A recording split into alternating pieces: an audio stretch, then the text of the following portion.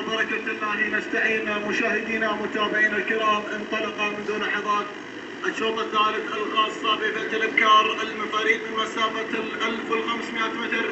هي مسافة هذا الشوط ضمن الاشواط التأهيلية للمركاب الصيفي لمنطقة تبوك للموسم الثالث على التوالي. ما هي للحظات وأتابع المراكز التي تأتينا على مسار وتحدي هذا الشوط. أول المنطلقين في هذا الشوط رموز من تحتل المركز الأول، تعود ملكية رموز من زيدان بن بشير البلوي، بينما المركز الثاني في هذه اللحظات وصلت جمهرة من تتواجد على المركز الثاني.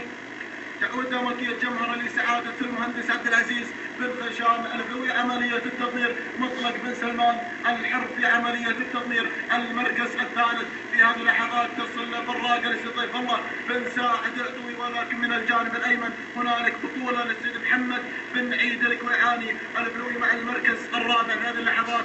وخامس الأسماء تصل منصورة لسيد عيد بن ظاهر البلوي مع المركز الخامس. هذه النتيجة مشاهدينا ومتابعينا الكرام. أعود إلى المركز الأول، أعود إلى مقدمة الشوط ورموز من تحتل المركز الأول. تعود ملكية رموز مربي الأجيال من يتواجد زيدان بن بشير البلوي، ومن سجل أفضل توقيت في هذا الموسم في سن الحقائق.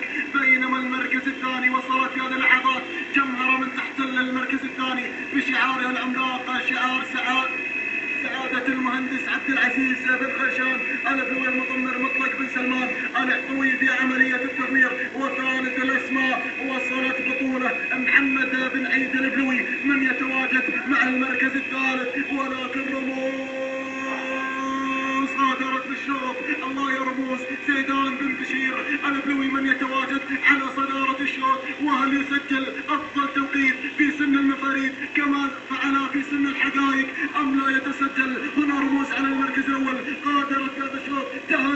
تهانينا والناموس للسيد زيدان بن بشير البلوي على فوز رموز بالمركز الأول. المركز الثاني المهندس عبد العزيز بن خشان البلوي. المركز الثالث لسيد محمد بن عيد البلوي. المركز الرابع منصورة لسيد عيد بن ظاهر البلوي. وخامس الأسماء كان دخول الجماعي ولكن الدوري بن أشار محمد بن حسان العطوي من أتانا على المركز الخامس. هكذا مشاهدينا ومتابعينا الكرام انتهى هذا الشوط. التوقيت الزمني لحظة الوصول دقيقتين 18 ثانية بالوفاء والتمام. تحت قدم رموز السيد زيدان بن بشير البلوي.